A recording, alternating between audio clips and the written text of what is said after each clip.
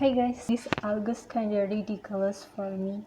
Too many things happen, and who knows? At the end of August, there are demonstration in Indonesia. You all know what the case is, of course, about government. As we know, since tanggal 29, demo dimulai besar-besaran di Jakarta, dan puncak kemarahan tuh menyebar ketika mobil Brimob menabrak pemuda berusia 21 tahun. Yang menurutku itu kayak disengajakan. Kalau kalian putar ulang video yang beredar sebelumnya, itu ada banyak kemungkinan untuk supir Brimob itu berhenti, tapi dia bukannya mundurin mobilnya dan membiarkan korbannya itu diselamatin dulu sama warga, tapi langsung dilindes gitu guys. Dan itu kayak, how cruel is that person? Selain itu ada juga rekaman yang beredar, entah itu dari kepolisian atau pemantau laju kerja petugas yang diturunkan ke lapangan, mengatakan untuk tabrak aja. Seriously, itu nyawa orang, dan dengan entengnya dia bilang kayak gitu dengan nada yang santai, kelewat santai. Itu seperti mengisyaratkan bahwa harta kekuasaan di atas segalanya, bahkan bisa menjerumuskan akal seseorang itu sendiri. Tapi di sini permasalahan aslinya itu DPR.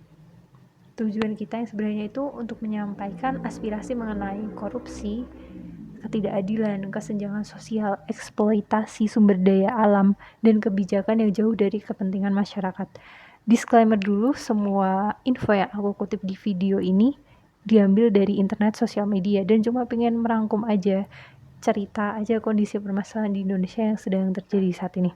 Menurut kalian, apa yang terjadi saat ini? Apakah disetting untuk mengulang tragedi di 1998 oleh pemerintah atau siapapun itu yang suka provokasi gitu ya? Yang mana saat itu masyarakat tuh tersulut emosi hingga fasilitas umum itu ikut dirusak. Padahal itu sangat penting untuk kita para masyarakat Indonesia. Dengan dirusaknya fasilitas umum itu malah bisa merugikan kita sendiri juga kan, karena kita juga pakai fasumnya itu. Dan di tahun 1998, selain merusak fasilitas umum, warga juga saling menyerang. Dan gongnya itu membuat perhatian masyarakat teralihkan dari tujuan utama mereka DPR dan elit politik yang diam dan bersembunyi. Jadi mereka tuh malah jadi berantem satu sama lain, terus malah jadi nggak perlu gitu, sehingga pusat DPR-nya itu kayak teralihkan gitu. Dan kita semua tahu pasti emosi banget dan jengkel karena hak kita itu diambil sama mereka, dinikmatin sama mereka, sedangkan gaji kita itu dikit. Maksudnya kayak mereka gajinya banyak banget, tunjangannya banyak banget, sedangkan kita nih warga yang bayar pajak dan lain-lain ikut berkontribusi untuk Indonesia ini, tapi gajinya cuma dikasih dikit doang. Itu kan, itu kayak hak kita diambil, dicuri gitu lah istilahnya. Kan siapa juga yang gak marah gitu kan guys. Tapi menurut aku, jangan jadikan amarah itu sebagai alat untuk adu domba kepada sesama, dan jangan terjebak konflik rakyat dan aparat. Dan yes, sampai 31 Agustus ini, akhir Agustus ini, banyak provokator yang membuat kita agar terkena kambing hitam, selain dari etnis dan suku lain yang bertujuan untuk memfitnah dan memusatkan kesalahan pada etnis tertentu. Selain itu juga memprovokasi untuk menyerang satu sama lain, yang mana oknum sengaja merusak atau membakar fasum dan kendaraan-kendaraan rakyat. Padahal mereka nggak salah apa-apa. Terus gimana kalau misalkan itu kendaraannya dipakai satu-satunya buat kerja atau buat apa gitu, kan juga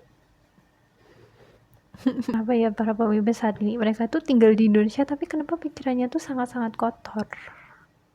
Mungkin mereka waktu daftar itu emang murninya untuk diri mereka sendiri gitu kali ya, nggak buat pure untuk membuat Indonesia maju atau gimana.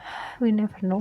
Mungkin ada DPR atau elit politik tertentu yang tidak terima karena terkena dampak demo ini dan punya pikiran untuk membuat jengkel para warga dan sama-sama buat rugi. Jadinya dia kayak sewa orang untuk ngelakuin kekacauan itu. Kalau kayak gini solusinya gimana? Kalau misalkan kayak kita serang, habis itu provokasi juga serang kita, Habis itu oknum tertentu juga menyerang kita. Kalau kayak gini kan jadi kayak kita serang-serang satu sama lain sama oknum tertentu gitu kan guys, bukan fokus ke DPR-nya. Kalau satu sama lain menyerang, nggak ada penjelasan, nggak ada komunikasi untuk meluruskan, ya gimana mau selesai. Aku lihat-lihat juga nggak ada tindakan dari presiden atau siapa gitu yang punya kuasa untuk tegas memberi hukuman dan perintah.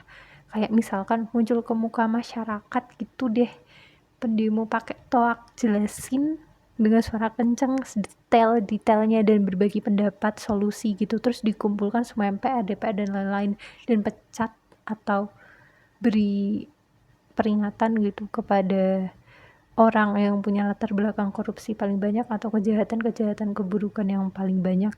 Atur ulang segala undang-undang dan hukum yang berlaku, atau seenggaknya ngomong gitu loh baiknya gimana, muncul di publik dan beri penjelasan. Itu kan nggak jadi ricuh semakin dalam. Tapi udah 3 hari ini lihat berita bikin pusing dan sedih juga. Ya udah, semoga Indonesia cepat pulih, membaik dan terselesaikan permasalahannya.